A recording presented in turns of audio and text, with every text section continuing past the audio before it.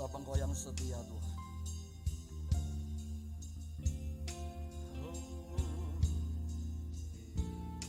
Terima kasih untuk kesetiaan-Mu dalam hidup kami.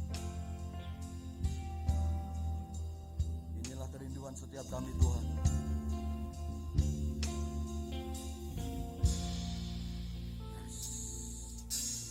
Bapa Kau setia, takkan meninggalkan.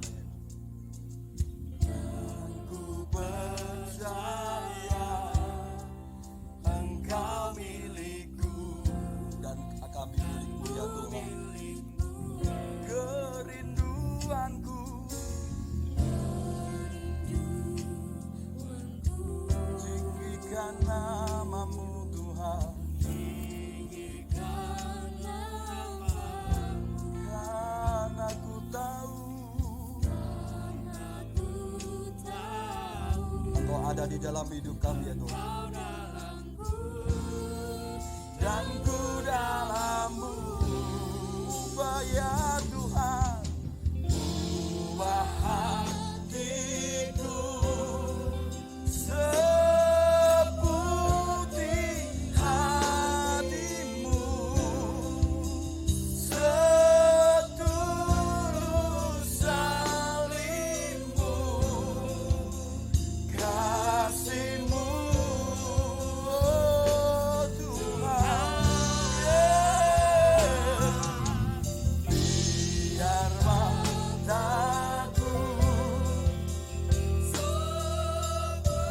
Biar mata kami seperti mata-Mu ya Tuhan, untuk memancarkan kasih-Mu. Ku mau jadi, oh Tuhan, seperti-Mu. Terima kasih ya Tuhan. Terima kasih Yesus, Engkau yang setia bagi kami. Bapa Kau setia, takkan meninggalkan. Dan ku percaya Engkau milikku dan ku milikmu. Kerinduanku,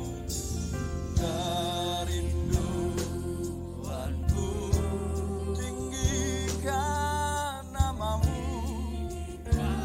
oh Tuhan. Karena ku tahu Engkau dalam-Ku dan ku dalam-Mu, ubah ya Tuhan, ubah hatiku, ubah setiap hati kami Tuhan, seputih hati-Mu ya Bapa,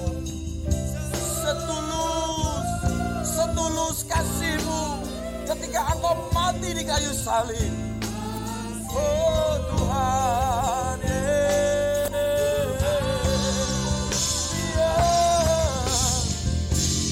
Biar mataku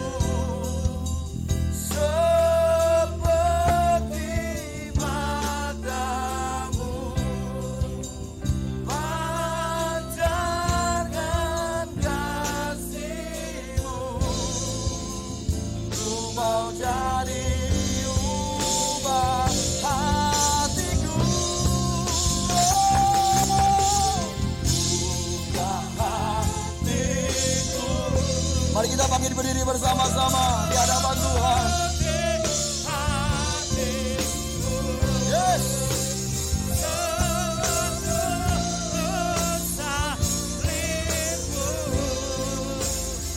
Kasih-Mu, oh Tuhan. Biar mataku seperti mata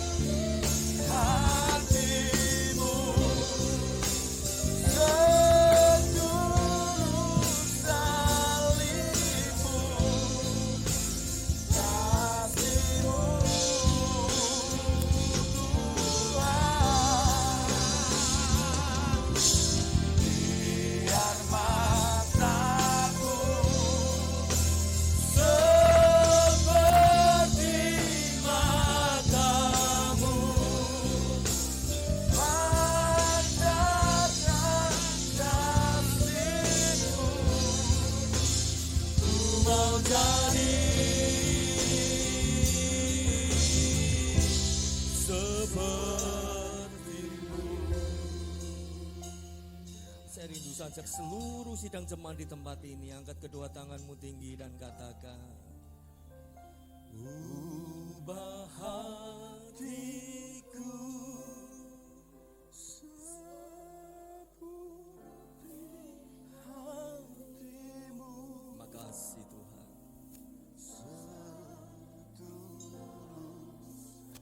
Terima kasih Allah Roh. Terima kasih Tuhan Yesus. Terima kasih Tuhan. Biar mataku seperti.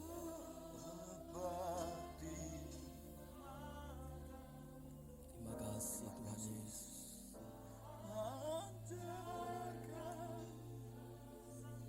Pancarkan kasih. Ku mau jadi sepertimu. Terima kasih Tuhan Yesus. Terima kasih. Kira balataka shandara la balataka sikira la balataka sakara la balataka shandara la balataka sakara la. Terima kasih Tuhan Yesus. Terima kasih. Saya rindu ajak segenap jemaat di tempat ini mengucap syukur. Mari ucapkan syukurmu di hadapan hadiratnya. Apapun yang kau hadapi hari-hari ini, segala kesulitan apapun yang kau hadapi hari-hari ini, datang ke tempat ini dengan hati bersyukur. Datang ke tempat ini dengan hati mengucap syukur. Sebab di dalam tinggal, tenang dan percaya itulah terletak kekuatanmu. Hanya di dalam hadiratnya terletak kekuatanmu dan kebanggaanmu dan kemenanganmu. Teruslah mengucap syukur dalam segala perkara. Sebab Dia sanggup. Dia sanggup. Irabalataka shandara labalataka sakara labalataka sekira latakaya. Terima kasih Tuhan, terima kasih Tuhan Yesus. Terima kasih Tuhan Yesus, terima kasih Tuhan. Haleluya.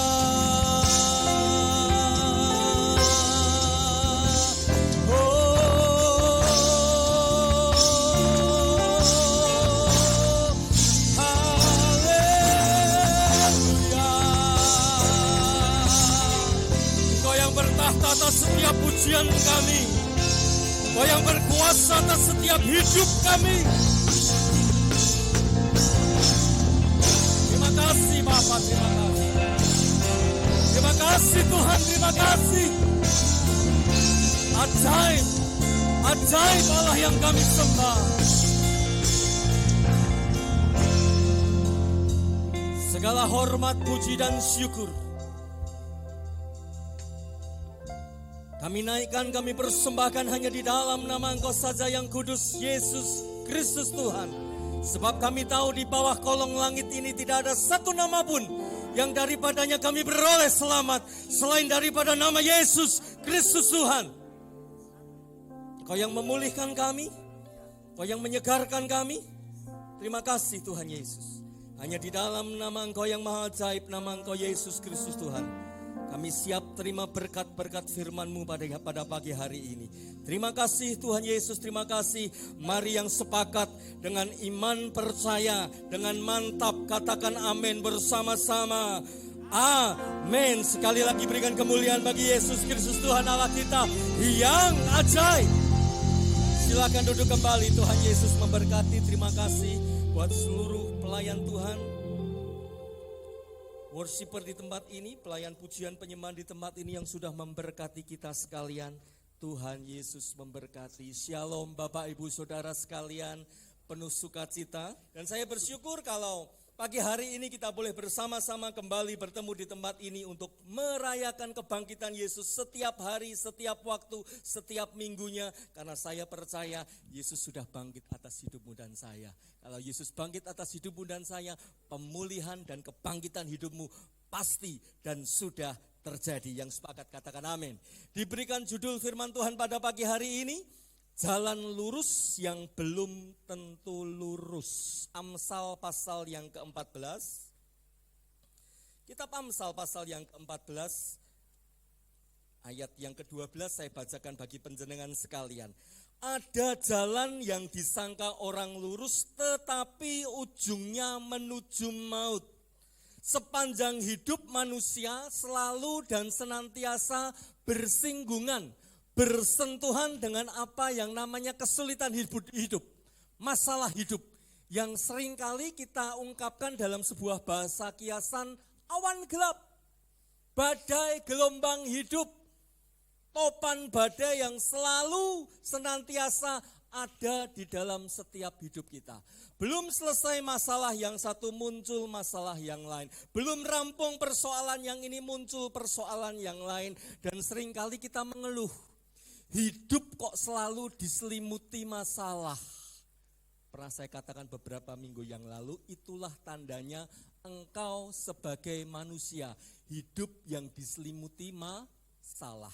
Kalau hidupmu diselimuti oleh wijen, engkau adalah onde-onde.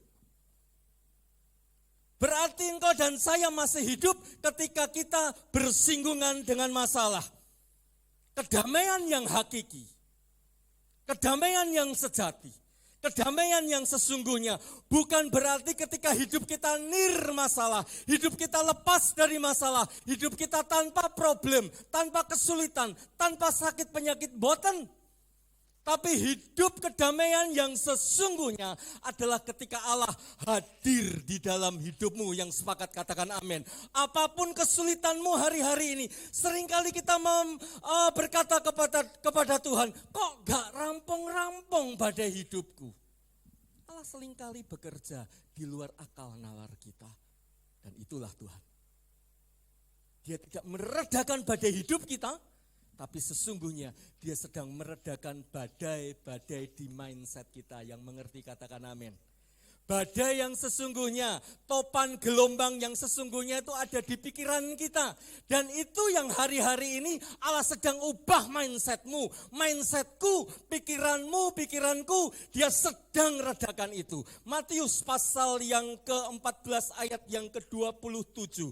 Matius pasal yang ke-14 ayat ke-27 di sana berkata, tenanglah, aku ini jangan takut. Murid-murid sedang mengalami gelombang badai yang begitu menakutkan di Danau Genesaret, di Danau Galilea, di Danau Kineret. Satu danau dengan 3 nama alias. Begitu luar biasa ombak badai danau itu menggoncang perahu mereka. Yesus berjalan di depan mereka dan berkata, ini aku, tenanglah, jangan takut. Yesus tidak serta-merta meredakan gelombang badai. Pertanyaan saya, hanya dengan satu kata, bisakah Yesus meredakan angin topan badai? Bisa banget. Tetapi justru Yesus mengajarkan kepada murid-muridnya, tenanglah, aku ini jangan takut. Yang Yesus redakan bukan gelombangnya lebih dulu, tapi hati mereka, pikiran mereka, mindset mereka, ketakutan hati mereka yang diredakan. Mengapa?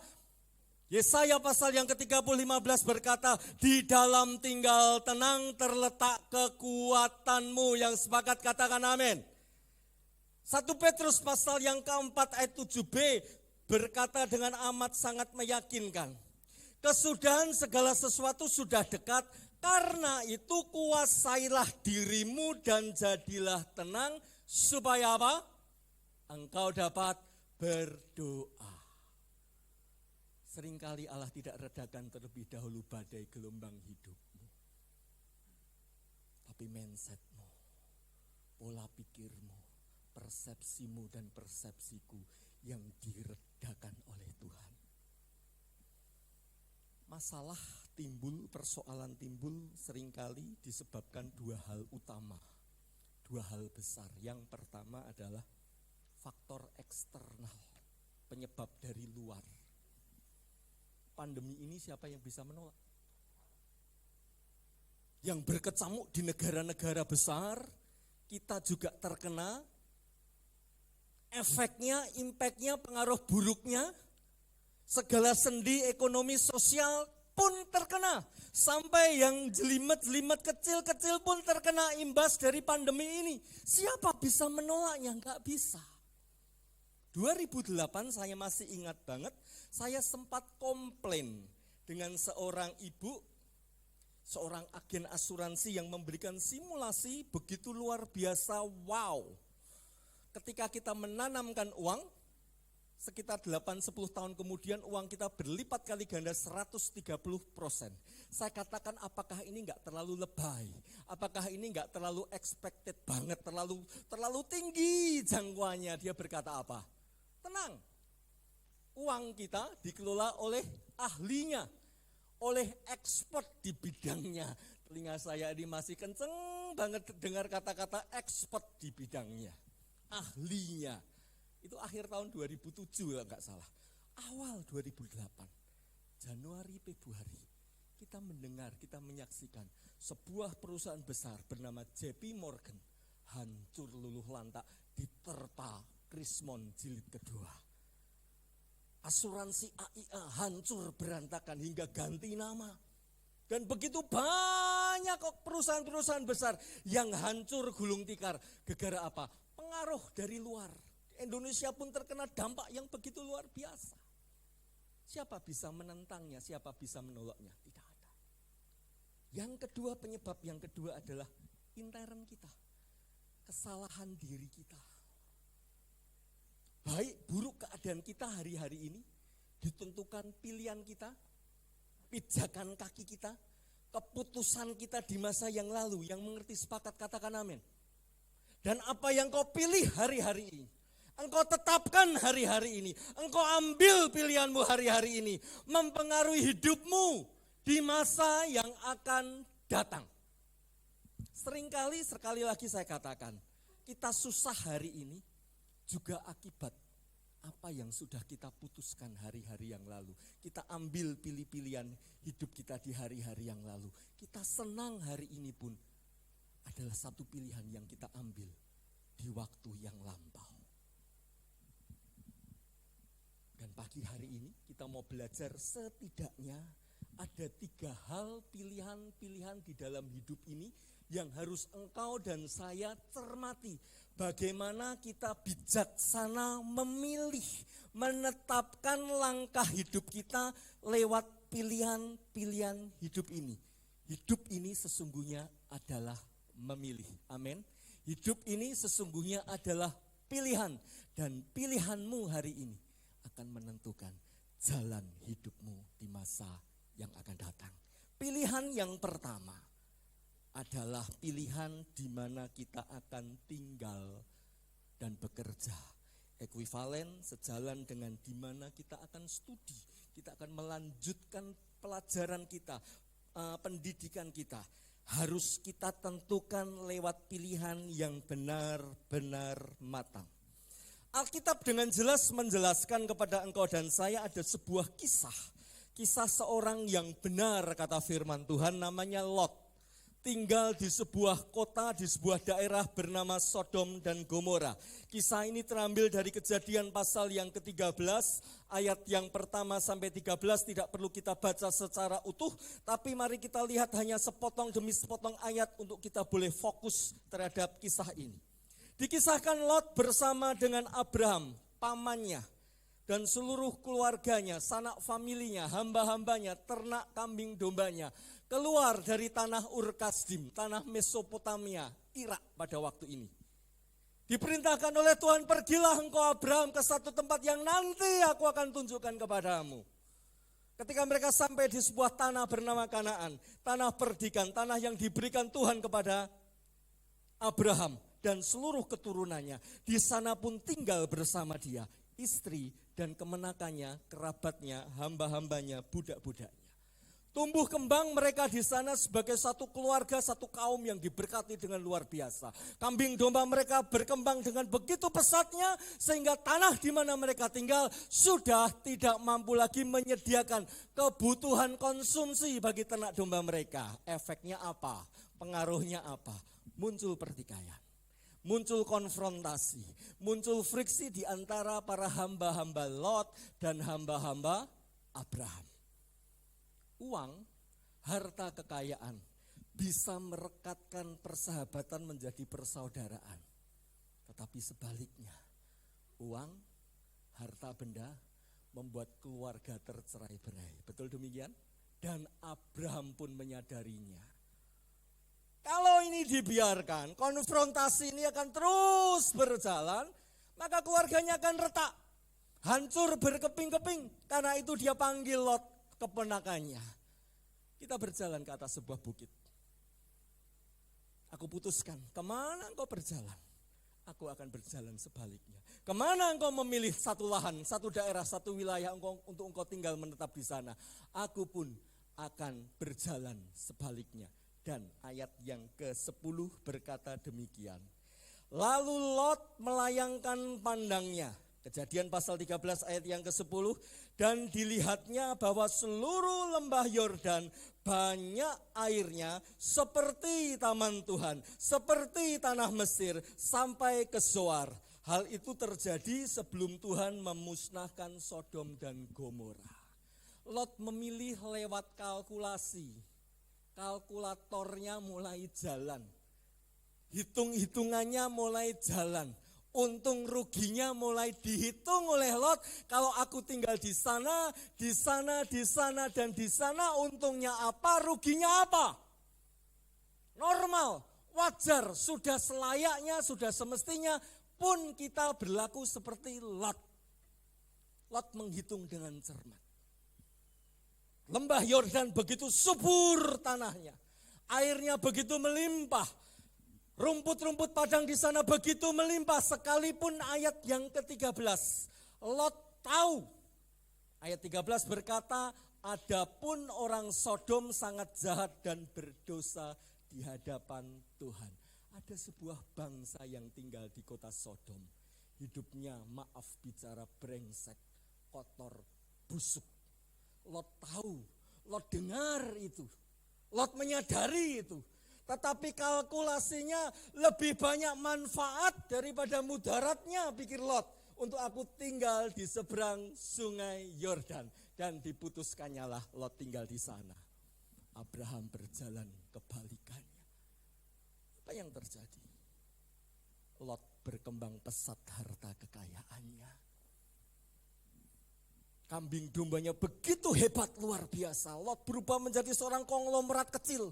Lot berubah menjadi seorang usahawan yang begitu luar biasa hebat di hadapan orang-orang Sodom dan Gomora. Hingga satu waktu, hingga satu saat, Kejadian pasal 19 ayat yang pertama mencatatnya. Ayat ini berkata demikian, Lot sedang duduk di pintu gerbang Sodom. Kalimat pendek ini menjelaskan kepada engkau dan saya bahwa Lot karena kekayaannya, keberadaannya, statusnya, harkat martabatnya begitu tinggi ketika dia ada di Sodom. Dia diangkat menjadi penatua, menjadi sesepuh, menjadi pejabat publik di kota Sodom. Dia ada di pintu gerbang bukan nongkrong, bukan sedang jagongan, bukan sedang cangkruk di sana menikmati segelas teh hangat, bukan. Tetapi firman Tuhan mencatat Lot yang sedang duduk di pintu gerbang adalah gambaran seorang yang punya kuasa, punya wewenang. Kekayaan Lot, kehebatan Lot membuat Lot dihormati, disegani di tanah Sodom. Itu gambaran secara jasmaniah, tetapi secara rohani sesungguhnya Lot sedang nyungsep, gelundung kata orang Solo. Kita lihat beberapa buktinya. Yang pertama, Pak Daniel akan bacakan Kejadian pasal yang ke-14 ayat yang ke-12. Kejadian 14 ayat 12. Juga Lot, anak saudara Abram beserta harta bendanya dibawa musuh. Lalu mereka pergi, sebab Lot itu diam di Sodom. Ada satu waktu, satu masa, Lot mengalami satu peperangan hebat. Lot, keluarganya, harta miliknya dirampas oleh sebuah bangsa. Itu satu kejadian yang begitu menyesakkan hati Lot, sekalipun pada akhirnya Lot dibebaskan oleh Abraham. Yang kedua, 2 Petrus pasal yang ke-7. Kitab 2 Petrus pasal yang ke-7. Maaf, 2 Petrus pasal yang kedua ayat 7 dan 8. 2 Petrus 2 ayat 7 dan 8. Tetapi ia menyelamatkan Lot, orang yang benar, yang terus-menerus menderita oleh cara hidup orang-orang yang tak mengenal hukum dan yang hanya mengikuti hawa nafsu mereka saja. Sebab orang benar ini tinggal di tengah-tengah mereka dan setiap hari melihat dan mendengar perbuatan-perbuatan mereka yang jahat itu, sehingga jiwanya yang benar itu tersiksa. Jiwa Lot tersiksa karena apa? Setiap hari, setiap waktu melihat, mendengar perilaku orang-orang Sodom yang saya percaya bertentangan dengan hati nurani Lot. Sekian waktu lamanya Lot tinggal bersama-sama dengan Abraham. Abraham yang notabene adalah seorang paganis, seorang penyembah berhala. Tapi satu waktu bertemu secara pribadi dengan Allah, dididik, dimentori secara langsung oleh Allah, mengenal secara pribadi siapa itu pribadi Allah yang esa, Allah yang satu. Dan iman Abraham pun diturunkan kepada Lot, saya yakin, saya percaya. Dan iman percaya yang dibawa Lot dari Kanaan ke Sodom ternyata bertolak belakang dengan keadaan habitat komunitas Sodom dan Gomora. Firman Tuhan mencatat dengan jelas, di sana dikatakan ayat yang ke-7, tetapi ia menyelamatkan Lot, orang yang benar itu, yang terus-menerus menderita oleh cara hidup orang-orang yang tak mengenal hukum dan hanya mengikuti hawa nafsu mereka. Sebab orang benar ini tinggal di tengah-tengah mereka dan setiap hari melihat dan mendengar perbuatan-perbuatan mereka yang jahat. Pergaulan yang buruk merusak kebiasaan yang baik. Hidup Lot menjadi carut marut, hidup Lot menjadi terpolusi, hidup Lot menjadi terkontaminasi karena gegara. Dia melihat setiap hari, dia mendengar setiap hari. Kebiasaan-kebiasaan orang-orang Sodom mempengaruhi jiwanya dan rohnya. Kebiasaan baik yang Lot miliki lambat laun tereduksi, terdegradasi, dan pun pada akhirnya hancur. Saya katakan hancur mengapa? Di ujung Allah menghancurkan Sodom dan Gomora, dia mengalami satu peristiwa yang begitu menyesakkan. Dia tidak bisa mendidik istrinya untuk takut taat akan perintah Tuhan. Sampai pada akhirnya istrinya harus mati menjadi tugu garam. Dia tidak bisa menjadi imam yang baik bagi istri dan keluarganya. Selain istrinya menjadi tugu garam, firman Tuhan juga mencatat dalam Kejadian pasal yang pasal ke-39 ayat 36 dan seterusnya. Lot melakukan apa yang disebut incest. Hubungan badan, hubungan intim, hubungan kelamin antar bapak dengan anak wanitanya, atau antar istri, antar seorang wanita ibu dengan seorang anak lelakinya. Hubungan incest yang dilakukan sedarah yang merupakan kecicikan di mata Tuhan. Itu dilakukan Lot karena apa? Hidupnya, rohnya, jiwanya sudah terkontaminasi, terpolusi dengan kebiasaan hidup orang-orang Sodom dan Gomora. Hati-hati kemana engkau menetapkan langkahmu untuk engkau tinggal, untuk engkau bekerja, untuk engkau studi. Hati-hati. Mengapa? Lot inilah gambaran yang akan terjadi ketika kita, engkau dan saya salah memilih. Yang kedua, pilihan apa yang harus kita concern, harus kita perhatikan benar-benar? Pilihan pasangan hidup. Ada sebuah ungkapan di dalam bahasa Indonesia berkenaan dengan pernikahan. Pernikahan itu atau menikah itu ibarat memilih kucing dalam karung. Ada 3, 4, 5 ekor kucing yang dimasukkan ke sebuah karung goni yang besar, diikat. Kita memilih berdasarkan apa? Saya mau tanya penjenengan sekalian, suaranya tok kelima-limanya hanya bisa meong, meong, meong, dan meong. Dan ketika kita memilih belum tentu pilihan kita benar. Pasangan hidup awalnya, mulanya semua manis. Dikemas manis, dikemas cakep. Banyak selebriti, banyak pesohor di republik ini. Cowoknya ganteng. Tenar, kondang, kawentar. Istrinya pun demikian. Menikah di sebuah tempat yang begitu agamis. Ujung-ujungnya cerai. Satu pesan buat remaja, kaum muda di tempat ini yang hendak menentukan pilihan. Bukan hanya bibit, bobot, bebet yang harus kita perhatikan. Satu yang utama, pilihlah calon imammu. Pilihlah calon istrimu. Calon istri yang takut akan Tuhan. Yang sepakat katakan amin. 2 Korintus berkata, 2 Korintus pasal yang ke-6-14 berkata, pilihlah pasanganmu yang sepadan. Bukan sepadan duitnya, hartanya, kepandaiannya, bukan. Karena semua itu bisa menipu. Semua itu justru ujungnya bisa menjadi maut atas hidupmu. Tetapi pilihlah benar-benar miliki standar kualifikasi yang harus engkau sandarkan atas pilihanmu kelak. Mereka yang takut akan Tuhan. Yang sepakat katakan amin. Karena engkau memilih pasanganmu takut akan Tuhan, berarti hidupmu pun harus takut Tuhan. Mazmur pasal yang ke-119. Ayat yang ke-9 berkata demikian, dengan apakah seorang muda mempertahankan kelakuannya bersih dengan menjaganya sesuai firman-Mu.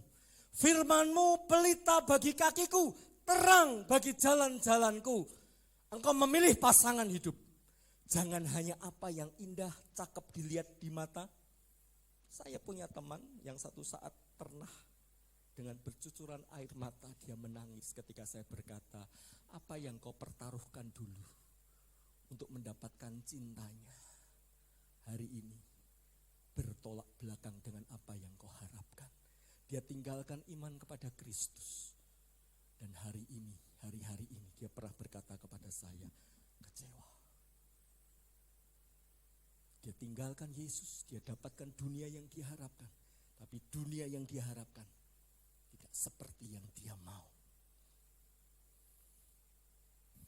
Jangan hanya terpengaruh oleh manisnya tutur kata. Indahnya perawakan, gantengnya perawakan. Standarisasi harus engkau canangkan di dalam hatimu, di dalam rohmu, di dalam jiwamu. Takut Tuhan. Remaja kaum muda katakan amin. Remaja kaum muda katakan amin. Pilihlah imammu, pilihlah calon pasanganmu yang takut akan Tuhan. Papa saya pernah komentar, maaf ini komentar agak kasar. Jangan sampai kalian hanya bahagia di dipan dan ranjang saja. Tapi begitu turun dari dipan kau menangis. Kau menyesali pernikahanmu. Jangan itu terjadi atas remaja kaum muda di tempat ini yang sepakat katakan amin. Yang ketiga, pilihan apa yang harus kita dengan benar-benar cermati. Yang ketiga adalah pilihan memilih keyakinan dan kepercayaan. Pilihan ini amat sangat privasi, pribadi. Karena pilihan ini juga akan menentukan kita kelak di kekekalan, surga atau neraka. Saya mau bertanya kepada panjenengan sekalian. Adakah di muka bumi ini yang memberikan jaminan, garansi begitu kuat atas hidupmu dan saya? Saya mau katakan hanya nama Yesus Kristus Tuhan Isa Al-Masih itu yang memberikan jaminan, yang memberikan garansi begitu hebat, begitu luar biasanya. Yohanes pasal yang ke-14, Yohanes 14 ayat yang 1 sampai yang ketiga, Pak Daniel akan bacakan kepada panjenengan sekalian. Apa garansi, apa jaminan yang Yesus berikan bagi engkau dan saya? Yohanes 14 ayat 1 sampai 3. Janganlah gelisah hatimu, percayalah kepada Allah, percayalah juga kepadaku. Di rumah Bapakku banyak tempat tinggal. Jika tidak demikian, tentu aku mengatakannya kepadamu. Sebab aku pergi ke situ untuk menyediakan tempat bagimu. Dan apabila aku telah pergi ke situ dan telah menyediakan tempat bagimu, aku akan datang kembali dan membawa kamu ke tempatku, supaya di tempat di mana aku berada, kamu pun berada. Satu lagi ayat Yohanes pasal 14 ayat yang ke-6. Di sana berkata, akulah jalan, kebenaran, dan hidup. Tidak ada seorang pun yang datang kepada Bapa kalau tidak melalui aku. Ayat ini justru seringkali dipakai oleh para pengkritik, orang-orang yang skeptis pada iman kita, yang berkata Yesus kan cuman hanya sopir. Yesus kan hanya cuman guide, penunjuk jalan. Dia bukan Tuhan. Saya mau katakan kepada penjenengan, hanya Yesus satu-satunya yang berani berkata, di rumah Bapakku banyaklah tempat, dan aku datang ke sana, pergi ke sana untuk menyediakan tempat bagimu. Dan Yohanes 14 ayat ke-6 berkata, akulah jalan kebenaran. Kalau kita membaca dengan secara literal Alkitab yang kita punya, seolah-olah Yesus hanya sebagai penunjuk jalan, itu benar. Tetapi ketika kita buka manuskrip aslinya, dalam manuskrip Septuaginta itu adalah manuskrip perjanjian lama, Tanakh, kitabnya orang-orang Yahudi yang sama dengan kita, kitab perjanjian lama, yang diterjemahkan dalam bahasa Yunani. Keluaran pasal yang ketiga, Keluaran pasal yang ketiga, sedikit saya melenceng, ayat yang ke-14, firman Allah kepada Musa, aku adalah aku. Saat itu Allah sedang memperkenalkan jati dirinya. Musa berkata, siapakah engkau? Musa belum mengenal siapa itu Allah. Allah berkata, aku adalah aku. Ehye, Asher Ehye. Di dalam terjemahan Yunaninya berkata, ego eimi. Dan setidaknya ada 7 kata ego eimi di dalam kitab Yohanes. Salah satunya Yohanes pasal yang ke-14 ayat yang ke-6. Ego eimi dengan predikat, dengan kata penjelas. Aku adalah terang dunia. Aku adalah kebangkitan dan hidup. Aku adalah air hidup. Aku adalah roti hidup. Dan aku adalah jalan, kebenaran, dan hidup. Yesus sedang memperkenalkan dirinya, jati dirinya yang sesungguhnya, bahwa dia setara, sejajar dengan Allah. Padahal firman Allah katakan tidak ada yang setara, tidak ada yang sejajar dengan Allah. Agama manapun mengakui tidak ada yang setara dengan Allah.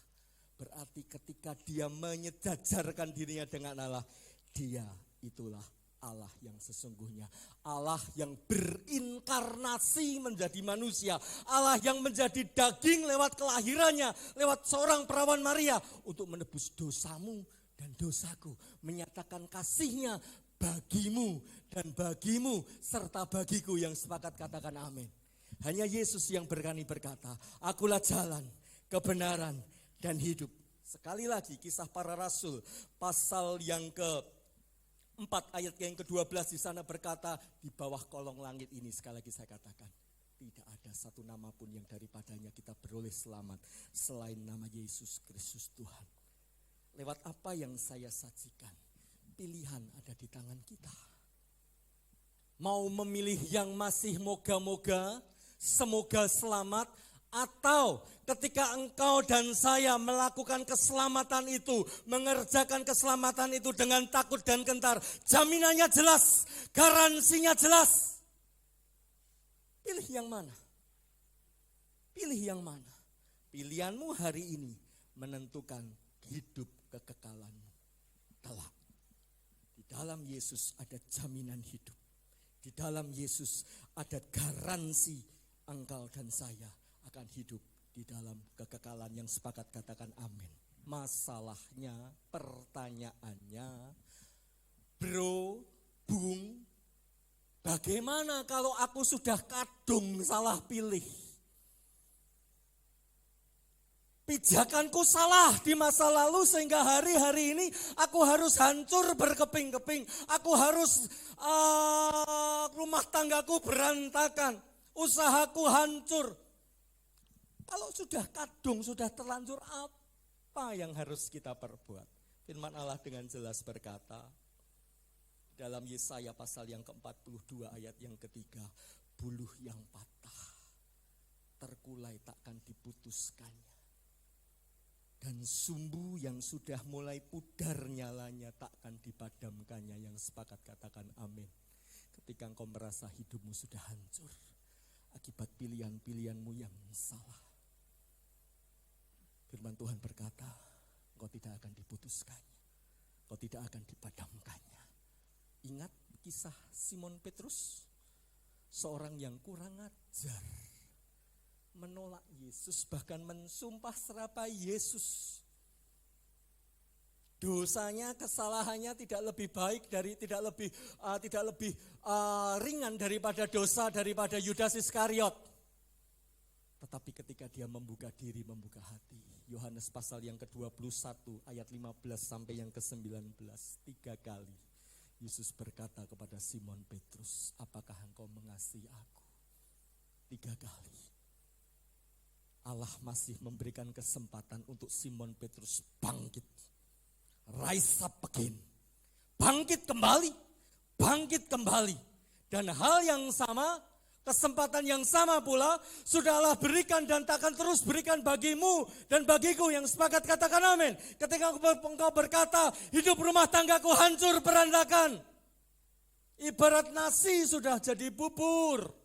Jangan pernah buang buburnya. Yang mengerti katakan amin. Jangan pernah buang buburnya sekalipun nasimu sudah menjadi bubur. Yang paham katakan amin. Tambahi balungan pitik kata Pak Raharjo. Tambahin ceker kata Mas Jamat. Kasih topping cakwe, ayam, daun bawang.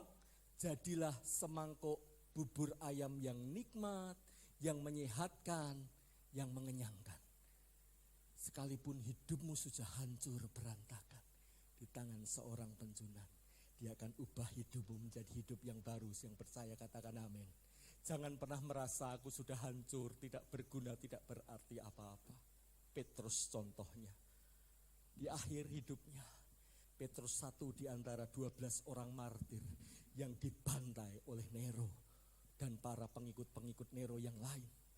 Petrus mati sebagai seorang syahid, sebagai seorang martir. Petrus yang sudah hancur berkeping-keping dipulihkan.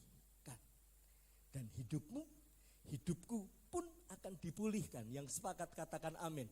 Firman Tuhan di dalam 2 Tawarikh pasal yang ke-7 ayat yang ke-14 di sana berkata, dan umatku yang atasnya namaku disebut merendahkan diri, berdoa dan mencari wajahku, aku akan mendengar dari sorga dan mengampuni dan memulihkan negeri mereka. Allah akan pulihkan hidupmu. Allah akan pulihkan hidupmu. Yang sepakat katakan amin.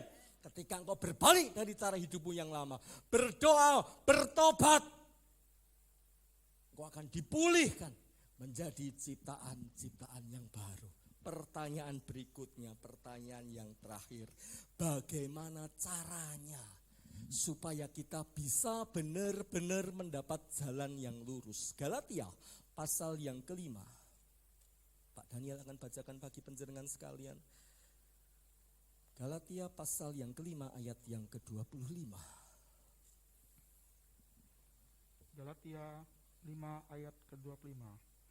Jikalau kita hidup oleh Roh, baiklah hidup kita juga dipimpin oleh Roh. Tidak ada resep lain selain harus, wajib hukumnya engkau dan saya hidup ini dipimpin oleh Roh.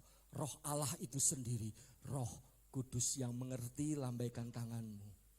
Yang mengerti lambaikan tanganmu dan katakan amin. Katakan amin. Hidupmu dan hidupku harus dipimpin oleh Roh. Dipimpin Roh itu enggak enak. Buat daging ini enggak enak. Saya mau berikan sebuah ilustrasi. Saya punya teman sekitar 20-an tahun yang lalu, kami kenal baik, kami kenal akrab. Dia seorang penari, bukan penari sembarangan. Dia sempat menari di Keraton Solo, di bawah asuhan Gus Timong.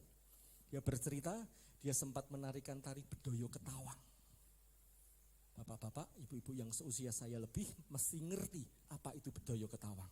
Sebuah tarian yang hanya ditarikan, disajikan di sebuah acara jumenengan setahun sekali. Acara naik tahta Raja Solo. Selain harus perawan, si para penari ini dalam jumlah yang ganjil harus melakukan beberapa ritual kejawen. Di saat hari H dia bercerita kepada saya, sepertinya dia melihat ada oknum lain di dalam komunitas para penari yang ada. Kalau jumlahnya 9 orang, ada orang lain, orang ke-10 yang ada di lingkaran mereka. Dan sepertinya dia berkata kepada saya, ruang geraknya itu begitu terbatas, dibatasi, mau keluar sedikit mentok, seperti ada yang membatasi ruang geraknya terbatas, tetapi para penonton tidak ada yang melihatnya. Tidak ada melihat sedikit pun keanehan yang ada di atas pentas, di atas panggung. Tidak ada seseorang pun yang melihat ada satu keanehan. Sedangkan para penarinya merasa, ini kok aku merasa dibatasi.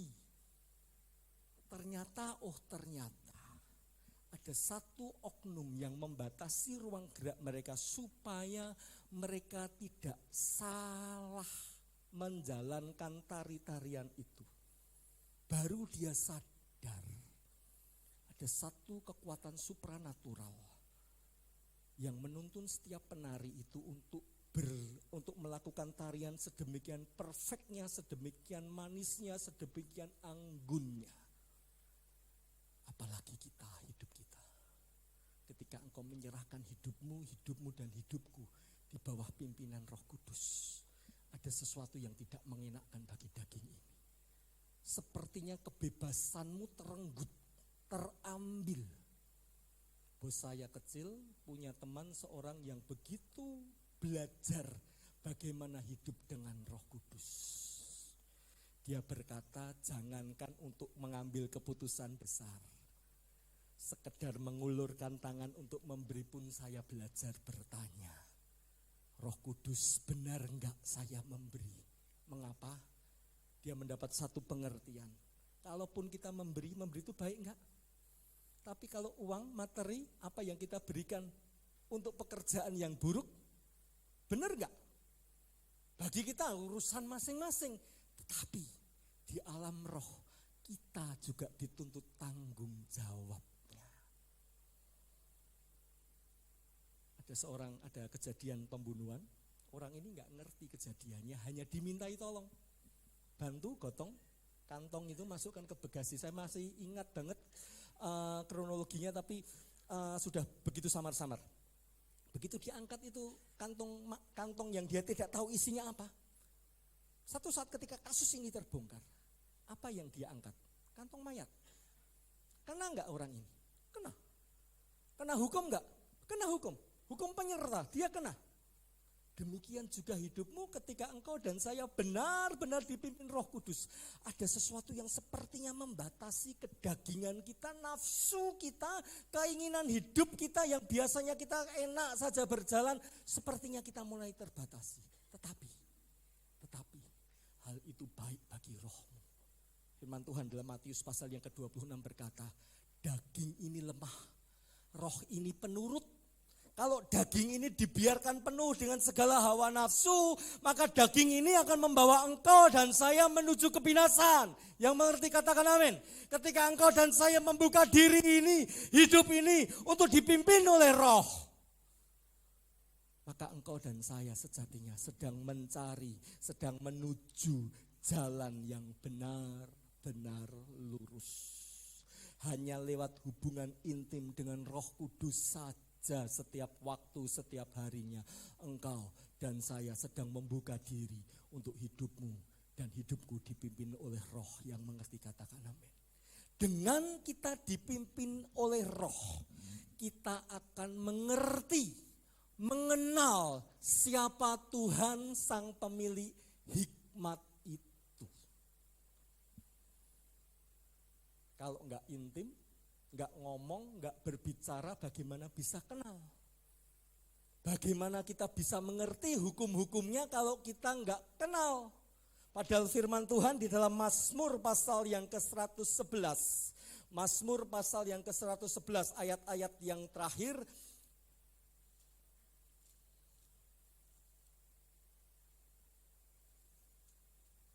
Mazmur pasal yang ke-111 ayat yang ke-10 di sana berkata, permulaan hikmat adalah takut akan Tuhan. Bagaimana kita bisa memperoleh hikmat itu kalau kita tidak mengenal, kita tidak takut pada sang sumber pemilik hikmat itu. Bagaimana kita bisa mengenal kalau kita tidak intim dengan sang sumber hikmat itu. Bagaimana kita bisa intim kalau hidup kita ini tidak dipimpin oleh Roh. Tanpa hidupmu dipimpin oleh Roh Kudus, engkau dan saya tidak akan pernah mengenal siapa itu Tuhan yang benar. Dan ketika kita tidak bisa mengenal siapa Tuhan yang benar itu, engkau dan saya tidak akan pernah takut akan Tuhan. Dan ketika engkau dan saya tidak takut akan Tuhan, engkau tidak akan beroleh hikmatnya. Hikmat atau wisdom berbicara tentang kebijaksanaan, kepandaian, penguasaan diri, akal budi. Ketika engkau dan saya hanya mengandalkan akal budi manusiawi kita akan terus memilih jalan yang kita sangka lurus tapi ujungnya maut. Tapi ketika kita memberi hidup kita dipimpin oleh Roh, kita akan memperoleh hikmat yang didasari oleh kasihnya Tuhan. Ayat yang terakhir, Filipi pasal yang pertama ayat 9 dan 11. Saya bacakan ayat ini dan saya undang petugas mimbar untuk boleh mempersiapkan diri. Filipi pasal yang pertama ayat 9 sampai yang ke-11. Dan inilah doaku, semoga kasihmu makin melimpah dalam pengetahuan yang benar dan dalam segala macam pengertian. Ini berbicara tentang hikmat yang benar. Hikmat harus didasari oleh kasih Kristus. Sehingga kamu dapat memilih apa yang baik, supaya kamu suci dan tak bercacat menjelang hari Kristus. Penuh dengan buah kebenaran yang dikerjakan oleh Yesus Kristus untuk memuliakan dan memuji Allah. Tidak ada resep lain. Selain kita harus hidup dipimpin oleh Roh yang mengerti, katakan amin. Supaya apa? Supaya kita mengenal siapa sumber hikmat itu. Supaya kita hidup takut kepada Tuhan. Dan ketika kita takut pada Tuhan, itulah awal mula, permulaan hikmat yang Tuhan akan berikan atas hidupmu dan hidupku. Dan hikmat itu akan menuntun engkau memilih, menetapkan, mengambil keputusan yang berdampak positif di dalam hidupmu yang akan datang. Yang sepakat katakan amin. Kesimpulannya, berjalanlah setiap hari bersama Roh Kudus, maka kita tidak akan salah mengambil keputusan dalam hidup ini. Soli Deo Glory. Tuhan Yesus memberkati. Segala hormat, puji, syukur kami naikkan hanya bagi Engkau sajalah yang hidup. Ajar kami Tuhan, untuk kami boleh berhikmat di dalam hidup ini. Ajar kami Tuhan, untuk kami boleh menetapkan setiap pilihan-pilihan di dalam hidup kami, pilihan yang seturut kehendak Engkau saja Bapa. Ajar kami. Ajar kami. Ajar kami untuk mengenal Engkau lebih dalam. Mengenal Engkau lebih intim lagi Bapa. Supaya kami boleh melakukan setiap kehendak-Mu. Melakukan apa yang menjadi kemauan-Mu. Karena hanya dengan itu kami memperoleh hikmat yang daripadamu. Hikmat kasih, hikmat yang berlandaskan kasih-Mu Bapa. Terima kasih Tuhan, terima kasih. Terima kasih Tuhan. Boleh setiap musim berganti di dalam hidup kami, tapi kami percaya kuasa-Mu tetap sama atas kami. Kuasa-Mu tidak berubah atas kami. Kasih-Mu tetap ya dan amin atas hidup kami Bapa.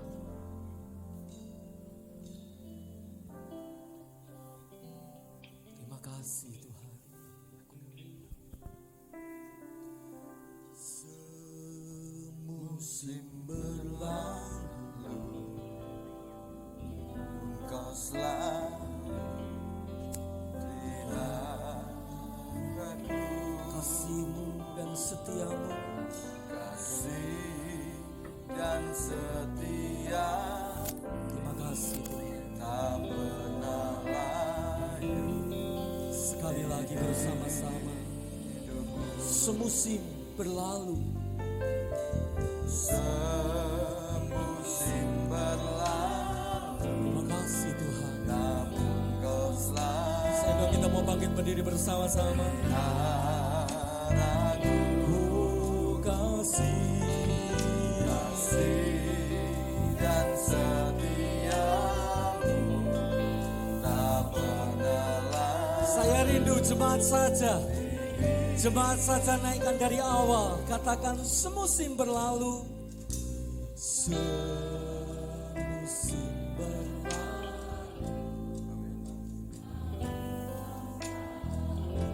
Ya. Amin.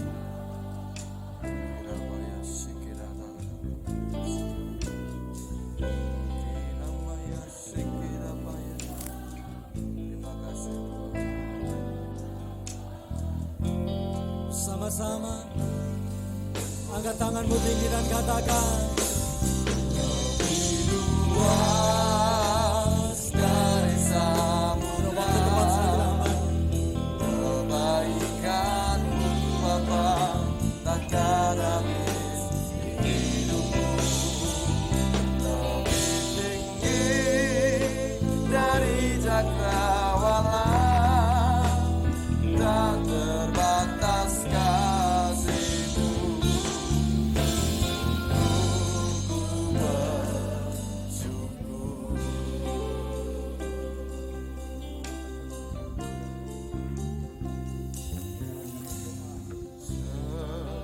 Musim berlalu, namun Kau selalu peliharaku. Kasih dan setia-Mu, tak pernah layu di hidupku. Jemaat saja menaikkan pujian, singer berdoa.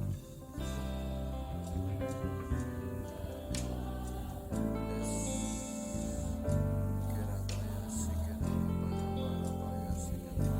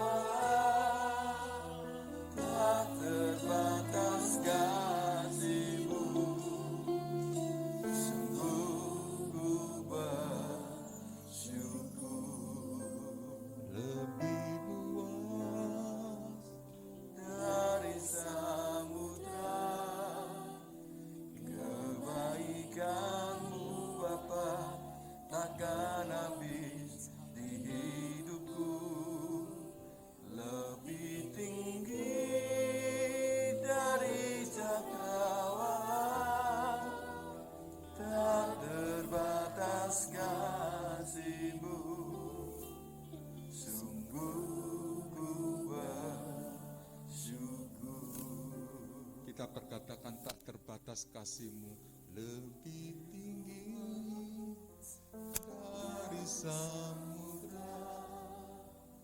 Kebaikan-Mu Bapa takkan habis di hidupku, lebih tinggi dari jangkauan,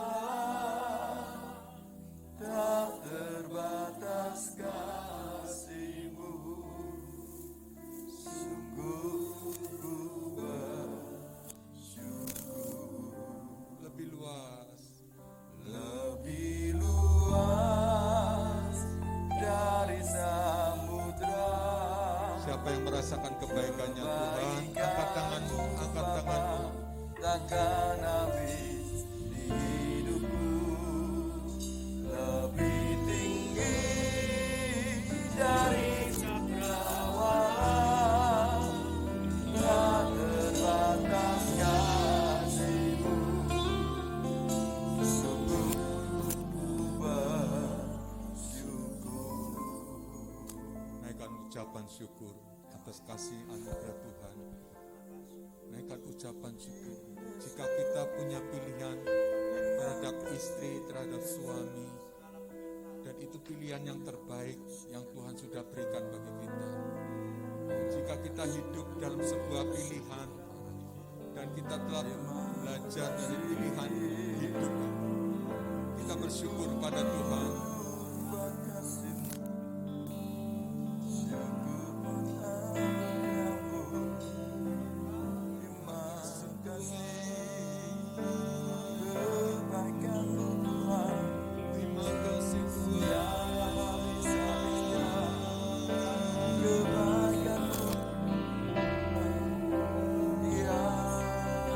Tidak ada bahasa, tidak ada kata selain mengucap syukur. Haleluya.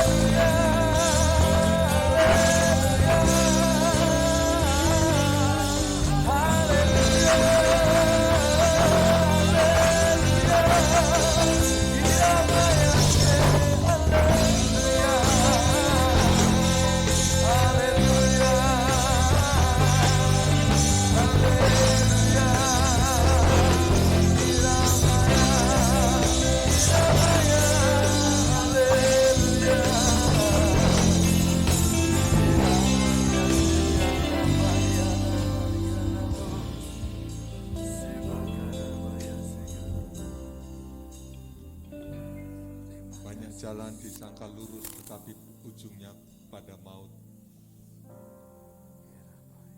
Kita bersyukur pada Tuhan. Tuhan telah memberikan jalan kepada kita. Tuhan telah memimpin kita dari mulai kecil, remaja, dewasa, sampai kita sudah berkeluarga. Saya percaya bahwa jalan kita yang kita pilih adalah benar dalam Tuhan. Anda bukan kebetulan ketemu dengan orang-orang yang Anda cintai. Jangan meratapi hidup, menangis, tidak ada artinya kita menengok ke belakang. Yang sudah ya sudah berlalu, tapi yang ke depan bersama dengan Tuhan. Bersama dengan kasih-Nya Tuhan, bersama dengan anugerah-Nya Tuhan. Saya percaya kasih dan kemurahan-Nya Tuhan tiada pernah terbatas atas kita. Pastinya engkau akan ditolong oleh Tuhan. Pastinya engkau akan dilawat oleh Tuhan. Pastinya Tuhan akan memberikan kemampuan buat engkau. Jangan meratapi nasib, tidak ada artinya. Tapi pandanglah kasih kemurahan Tuhan. lebih tinggi dari samudra. Kebaikan-Mu Bapa takkan habis di hidupku, lebih tinggi dari cakrawala, tak terbatas kasih-Mu. Sungguh ku bersyukur, Sungguh ku bersyukur, sungguh ku bersyukur, sungguh ku bersyukur, sungguh ku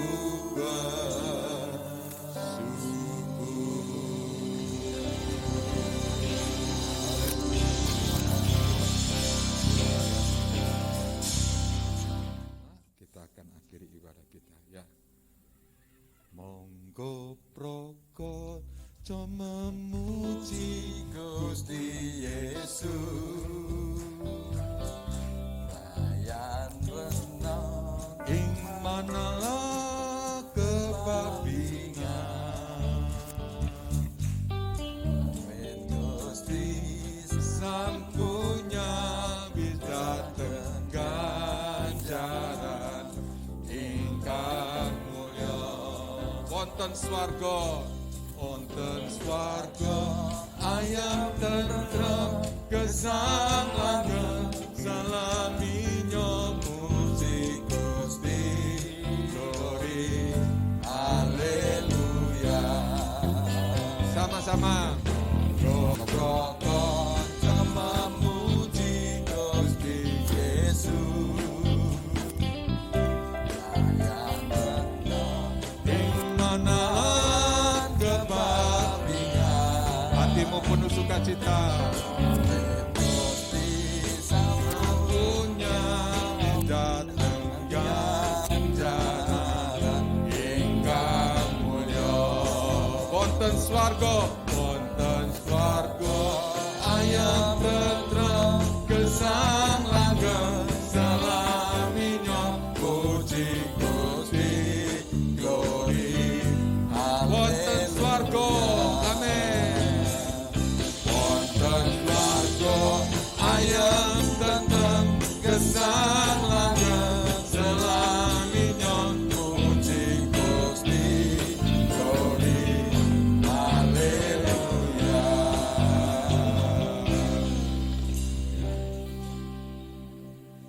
Nopri bingung ya, lagunya kok bahasanya apa kuwi bahasanya ya. Puji Tuhan, meskipun bingung tapi tetap nyanyi ya Pak. Ya. Puji Tuhan, haleluya. Hari ini kita bersukacita dalam Tuhan karena Tuhan itu adalah kekuatan kita. Kita bersyukur buat anugerah Tuhan. Mari kita angkat kedua tangan kita. Terimalah anugerah berkat yang tiada pernah putus-putusnya buat engkau. Kasih dan karunia anugerah dilimpahkan terus dalam hidupmu.